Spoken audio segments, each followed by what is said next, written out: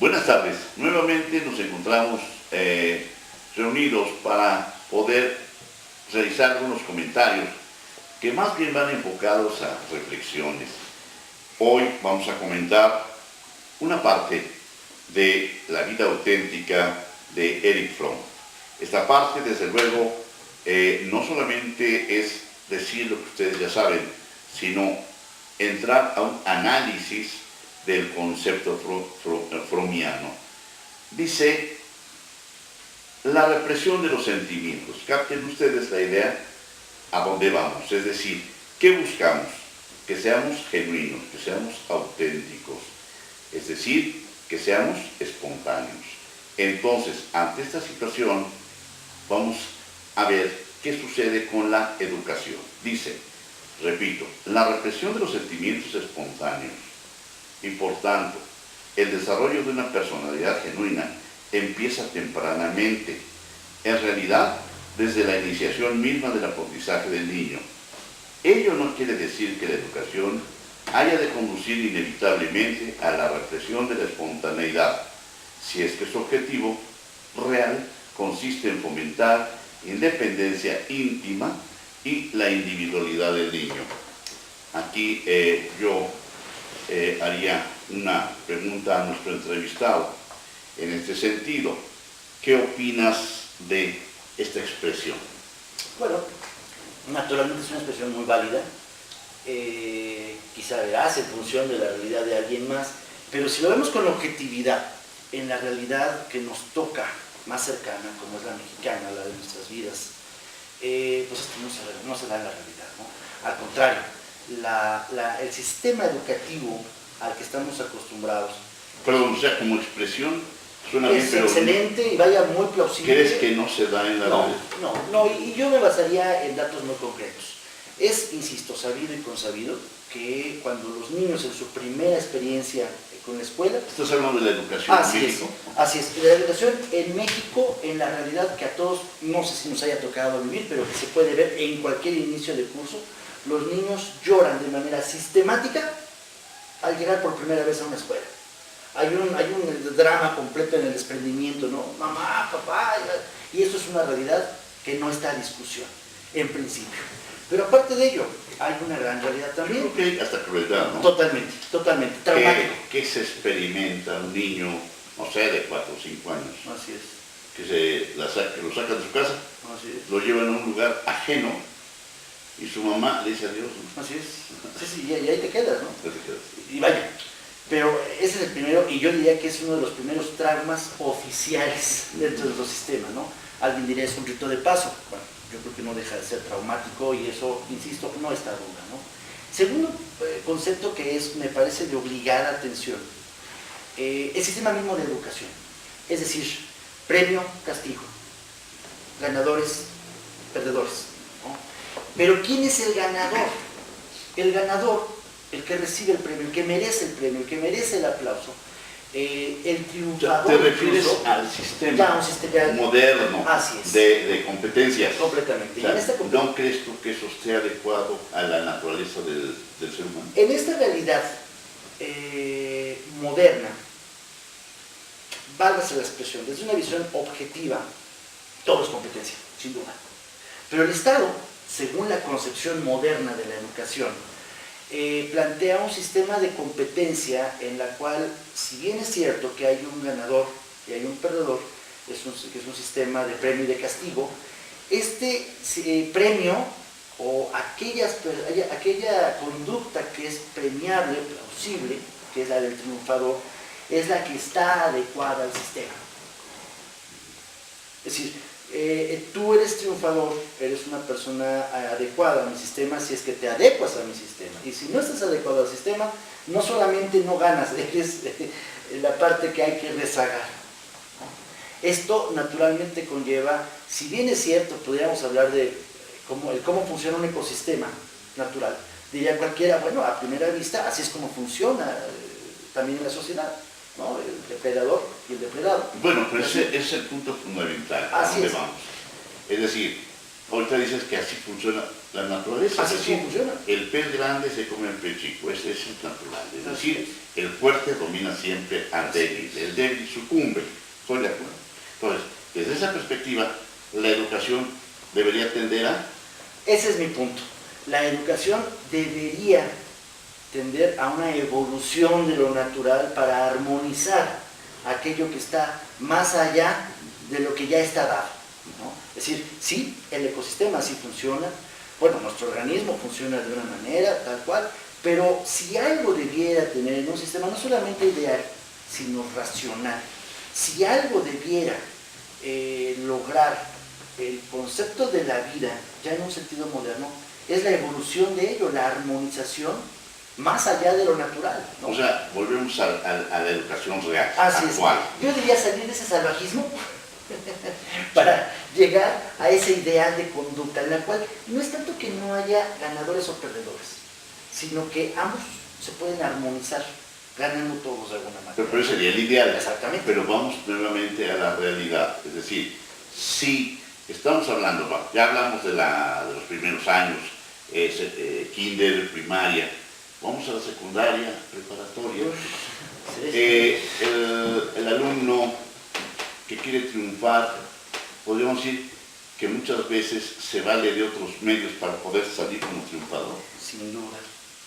Aquel que lo haya logrado es no solamente una prueba viva, sino que, bueno, esto es algo, insisto, ya en la realidad, todos lo vivimos, todos lo vivimos. Vamos a pensar en algunos ejemplos reales. Sin llegar a presidentes, ¿verdad? Ni no, artistas. ¿por qué no? Sí, eso se es decía sí. de una persona, tal vez lo recuerdes, que hablaba inclusive de la Biblia, que desde luego no la había leído. No, porque era mucho, sí, no. Pues. Pero esta persona parece ser que nunca fue brillante en su educación, no fue brillante en todo este sistema educativo de él. Sin embargo, la gran sorpresa, por eso te hablaba yo de que si se valdría la gente de ciertos trucos, o no sé a qué se debe, curiosamente llega presidente de la República. Y estoy hablando de él, pero si volteamos atrás un poco, nos vamos a dar cuenta que en la Cámara de Diputados, en la Cámara de Senadores, no actualmente, sino en la anterior, que sucede exactamente lo mismo, ¿no? La excepción es lo contrario. Así es, sí. O sea, la educación entonces sería una malformación, una deformación. Sí, yo me atrevería, y lo digo con toda honestidad, me atrevo a hacer un comentario que va muy claramente en contra de lo que es políticamente correcto decir. ¿Por qué? Porque ese sistema lo que hace es cultivar el poder, el mantenimiento del poder, no solamente la obtención, sino el control total, válgase lo relevante que pueda resultar, el control total del poder a través inicialmente de la educación. Yo diría de la educación formal, de la educación cultural, y bueno, con todo lo que yo conlleva. Pero entonces el poder real también, hablando de poder real, político, así el es. Poder político, hablemos del poder político, podríamos decir que más bien depende de suerte entonces. Se llega a ser político por suerte y no por preparación. Bueno, yo regresaría al punto que planteaba del triunfador. ¿Quién es el triunfador? Es aquel que se adecua al sistema, gana con las leyes del sistema y le es agradable al sistema. ¿Por qué? Porque, válgase, y eso es de verdad de considerar, este ejemplo que mencionábamos, de este presidente que por todos es conocido, precisamente por lo poco brillante, hablando de, por lo poco brillante. Eso bueno. Así es, sí. Pero sí, no, sí. O sea, lo mencioné a él porque es una figura Vaya. conocida por todos. Sí, sí. Pero no porque sea brillante. Sí, no.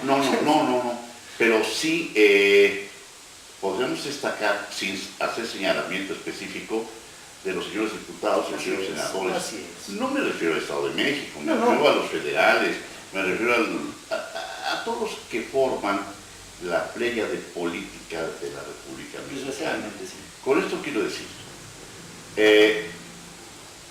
nuestro sistema actual, nuestro sistema jurídico, creo que es un buen ejemplo de esos desatinos, de esa ignorancia crasa que es el común denominador de nuestros políticos, podría ser.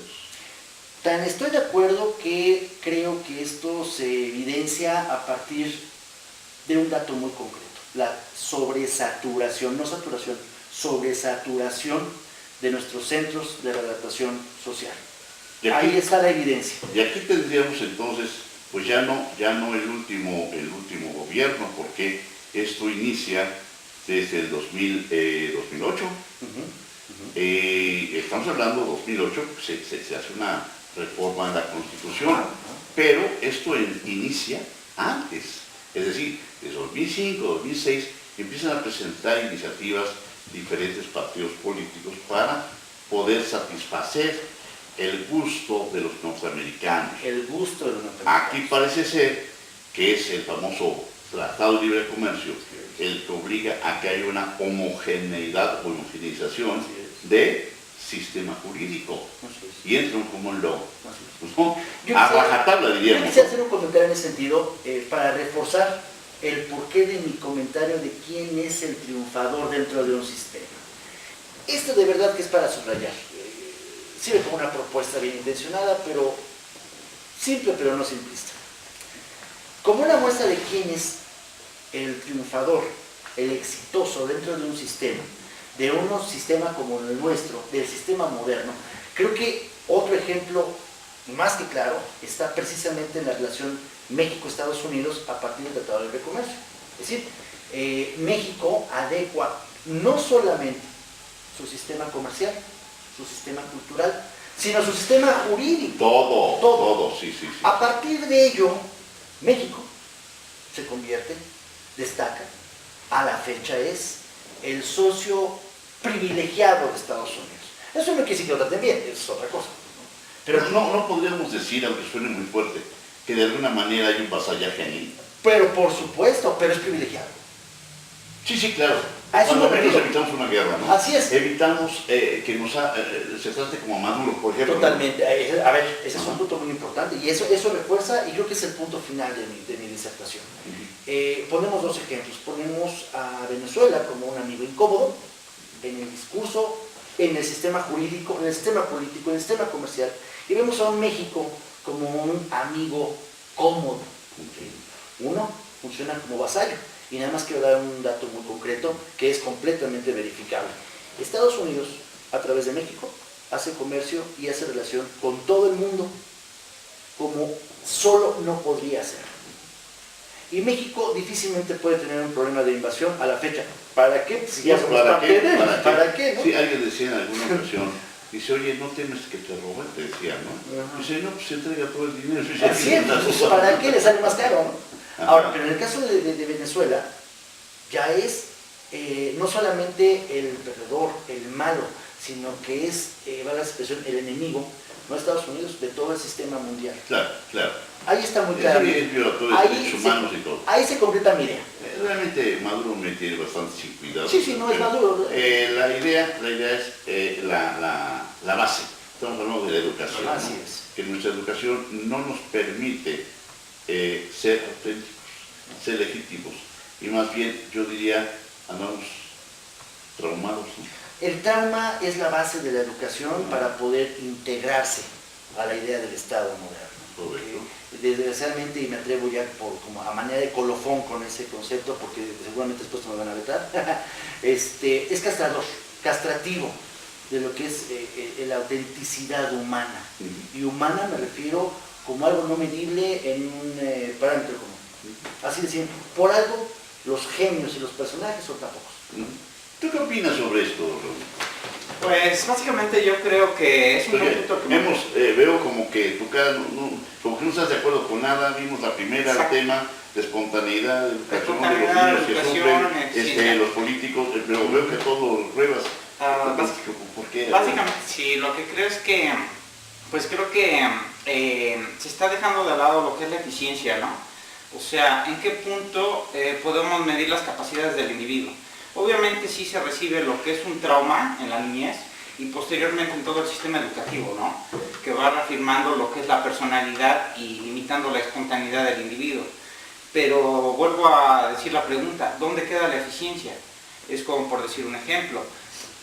Perdón que te interrumpa, pero ahí yo señalaría, ya señalamos a un mandatario, yo señalaría a otro mandatario, que inclusive solo es egresado de la Ibero, no sé si ya dieron con él, y ahora tiene su universidad y no sé cuántas cosas, ¿no?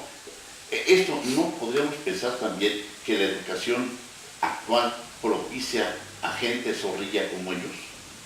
Pues creo que Embaucadora, fraudulenta. es un buen punto el que maneja, y retomando el punto donde se hace lo necesario para aparentar lo que no se es, para obtener los resultados que se quieren, aunque se tenga esa impotencia, esa incapacidad, ¿no? Y creo que eso no es lo correcto, creo que eso iría de la mano con valores y virtudes que se le deberían enseñar al individuo, ¿no?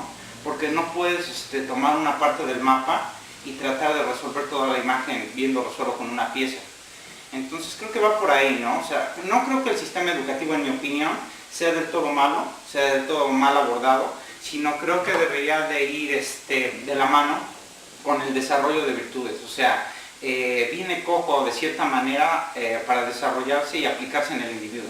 Sí, pero aquí el tema era fundamentalmente que si el sistema de competencias era plausible, era correcto. Yo creo que tú ya estás abordando algo que parece que estás de acuerdo con nosotros.